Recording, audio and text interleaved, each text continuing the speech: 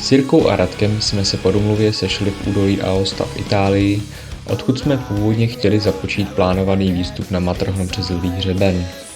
Kluci ale cestou zjistili, že předchozího dne se uvolnil kus skály právě na této trase a nebylo tudy doporučeno podnikat výstup. Vzhledem k tomu, že už jsme měli zarezervovanou chatu, vybavení a celkově byli připraveni tuto trasu absolvovat, jsme byli na vážkách, jestli ji opravdu absolvovat, anebo obět hory a přes Zermatt jít švýcarskou normálkou přes hřeben Hörnli. No a na tato dilemata je nejlepší mince. Pana znamená, že to riskneme z italské strany, orel, v tomto případě list, znamená, že půjdeme švýcarskou normálkou. Tak jdem na to. Jo. Ach jo. Dobré ráno. Máme 7 hodin a budeme čekat do 8:30 na lanovku na Schwarze ze Zermatt. Jsme z toho strašně nadšení, protože jsme stávali v 5. Kvůli tomu, abychom tam byli co nejdřív. Kuba se zbalil v rekordním čase. Byli jsme tady během hodiny. Hezky. Další kapitola. Na stanici Fury čekáme na přestup. Lanovka už jezdí, ale my ještě na ní nemůžeme. Ještě nás nepustí. Přátelé, historický okamžik. Dámy a přátelé. Za 3:11 a my vyrážíme. A jen to tak velký kopec, ne? Co hoši? No, abychom to uvedli na pravou míru, tak tady ten výlet je tak trochu punk. Jelikož jsme výstup plánovali z italské strany, tak o té švýcarské máme jen základní informace. Standardně se tráví noc před výstupem na chatě Hörnli, odpusťte mi za výslovnost, kterou jsme právě minuli a která je zhruba 700 výškových metrů pěšky od lanové stanice Schwarze. Interiér této chaty spíše připomíná hotel, což také odráží cenu za noc 100 švýcarských franků. No a tato částka a téměř nulová pravděpodobnost získat den dopředu rezervaci na 3 lůžka nás nutili hledat alternativní variantu. Na naší trase ve výšce 4000 metrů nad mořem se nachází nouzový bivak Solvay, který se má využívat jen v případě nouze. No a my jsme usoudili, že tak trochu v nouzi jsme. Hele, byl vidět ten sesuv na té italské straně něco. Tam mělo něco spadnout. Jo, aha, jsme byli na vršku. Škoda. No uvažujem, no. Na čase záleží, no. Ale my jsme chtěli původně z italské strany a ono tam 21. se něco sesunulo a museli i zachraňovat nějaký lidi, že se nemohli dostat dolů. A nevíme, nikdo neví, v jakém to je stavu prostě. Tak to bohužel neporadíme, no. My jsme...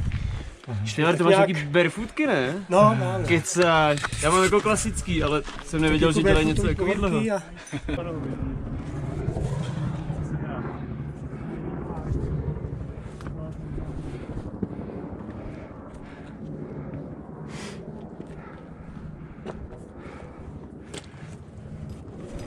Tak. To je krásný pohled na vás.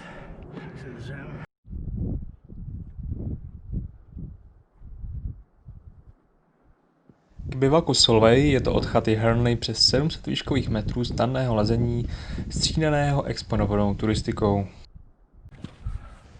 Že jsme šli pozdě, si všimli horští vůdci, které jsme potkávali cestou, a jeden z nich trochu peskoval. Nakonec ale žádný problém jsme ve výsledku neměli. Z nás si rozhodně příklad neberte.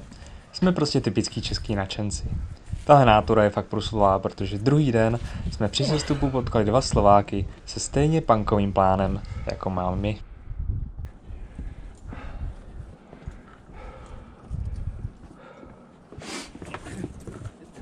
Oh yeah, careful. No, prusík, no. Ať vás nesundá, ale náhodou, kdyby...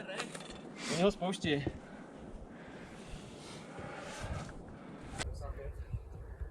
Tak pojď, snaž se teďka, ale. Chtěl jsi video. A fůňu toho.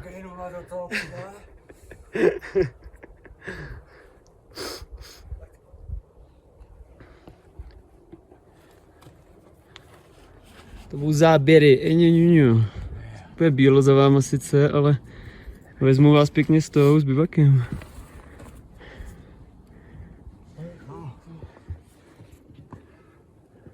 So way. Tak mi to lupe perníček. No jo, no, tak tam se chodí, no, asi někam. Se takhle zajistíš za Roxor, zapověsíš. Je to možný, že na vodce se tam nese. Přesně 4000 metrů. Komitej centrál. Jupi. Kurva, to je to smrdí. To je hnus.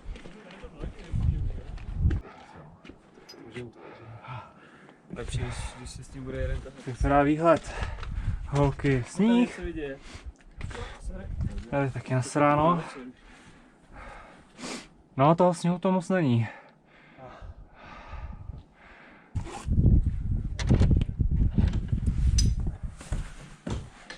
No, jsem rád, že mám karimatku. Jako, matrace tu jsou. Tady je latrína. Tam je latrína, proto tam je nasráno. A to je nějaká kůlna. Se taky dá spát.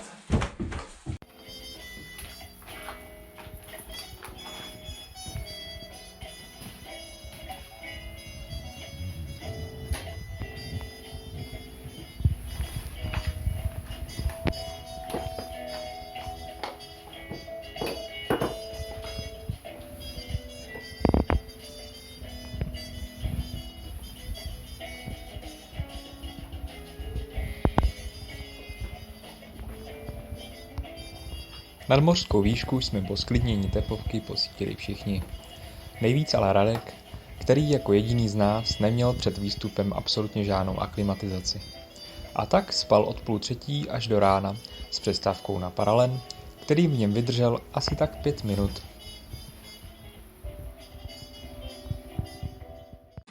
To je hezký, ty vole.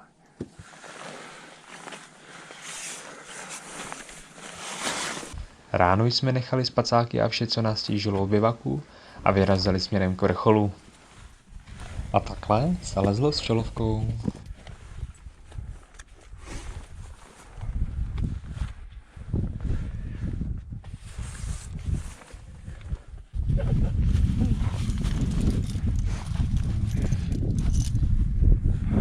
Co nás čeká? A nemine. Krásný převýšení. Ještě tak necelých 400 metrů. Kurva. Tam nohu dát.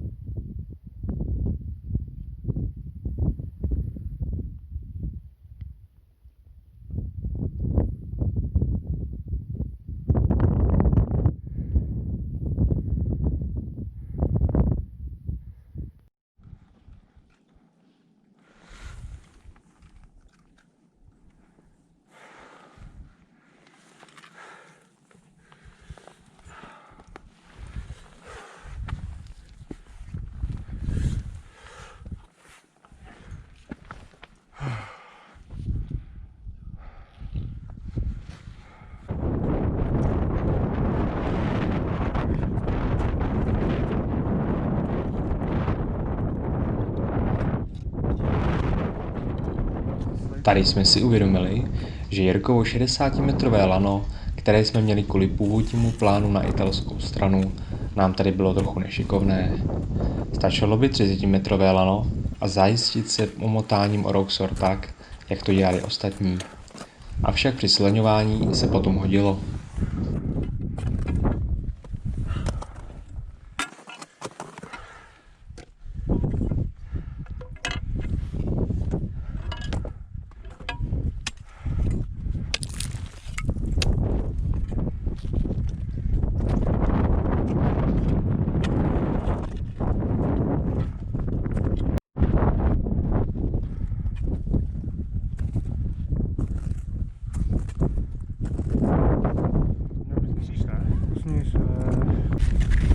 už je tady. Slanem došel. A my jdem nahoru, konečně za posledními metry. Tamhle budem.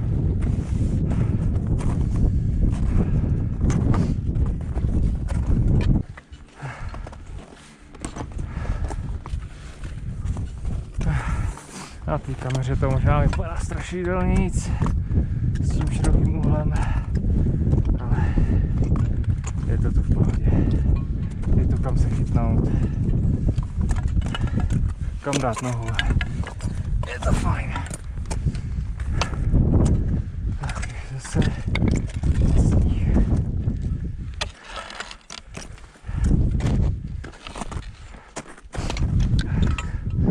Už je ty vole. Tady je Matterhorn.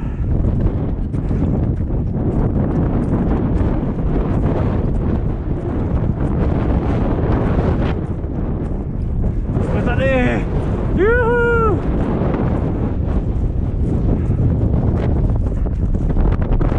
Jo! Řekni něco mámě, Radku. Nic mu nelituju. Řekni něco mámě, Jirko. Ale máma neví ani, že jsem odjel z České republiky. Jsi na tom líp jak já, to moje víš, že jsem někde ve Švajcu. Čekuci. Čau. Čau. Čau. Ale fotku? Selfiečko. Jasně, to je povinnost. Tamhle je ten druhý vrchol. Na italský vrchol Monte Cervino. To je paráda. Jsme na Matterhornu.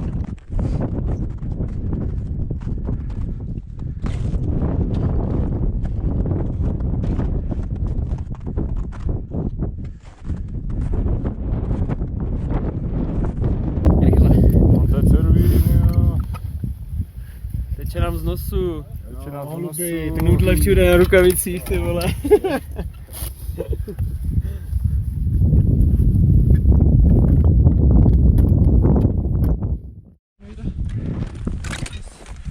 Tak jdeme zpátky na Svačice, někde v závětří Matterhornu.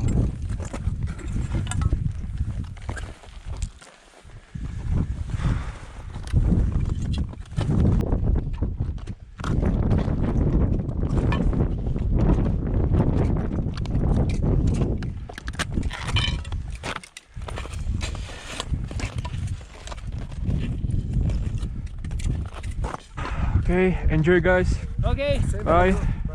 Bye. Do you know who is this guy? Say again. Do you know who is this guy? It's, San Anthony. San Anthony. Oh, thank you. Something like this.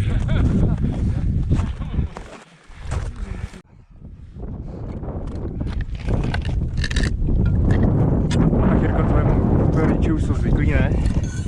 No, oni asi to moc neuvědomujou, jako. Jo. Já jim vždycky ukážu pár hezkých fotek a... Jenom ty hezčí, ty, to bylo hezký, no ty jo. ty bezpečný a jenom ty výhledy bez toho srázu, že jo? No, to oni nepoznají na těch fotkách. Přesně. O to zkresluje vždycky. To nevypadá tak hrozně pak. Aha. A radši do 30, aby jsme to mohli stanit. Radši do 30, no.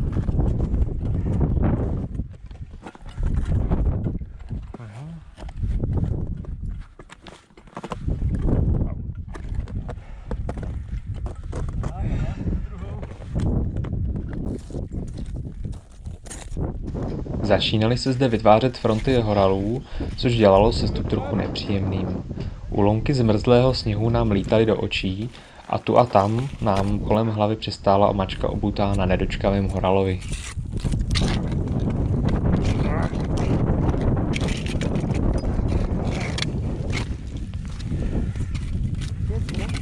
Teď si dá pod tebe hlavně, jestli tam bude něco dávat. Dobrý, já jsem odmotaný.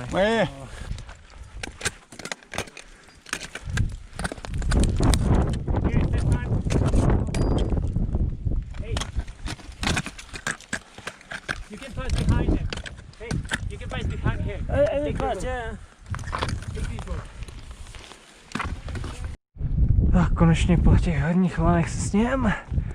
Slízáme dolů, ještě nás budou čekat fixíno na skále. v tomhle tým traverzu jednom, ale to zvládneme jako všichni a jako předtím.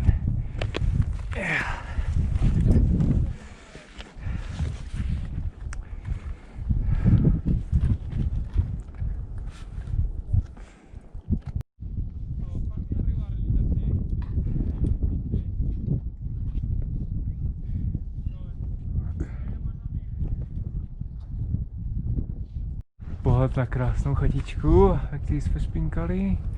Kluci to slejzají.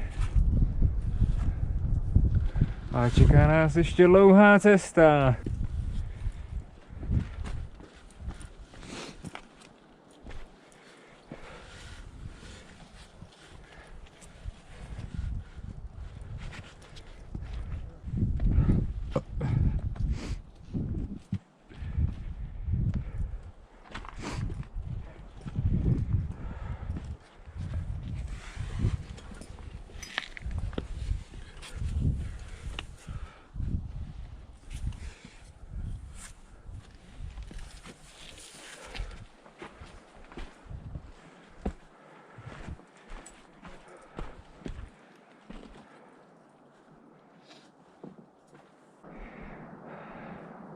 Tamhle Zojtelové dolů.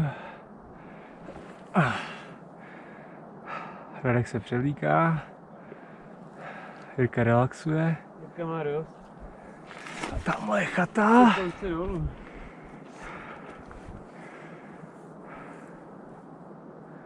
To jsou stejně parádní výhledy.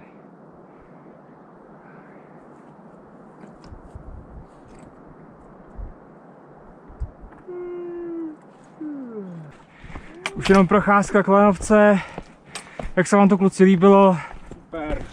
Jak to bylo? Když to srovnám s tím výletem do Průhonic. Super.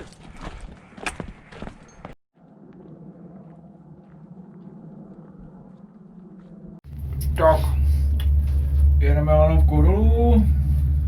Jsme živí, zdraví. Baštíme tu.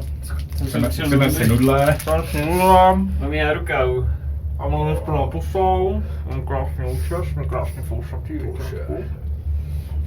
Musíme mít ty debilní roušky kvůli Švýcarům. No, máme se fajn.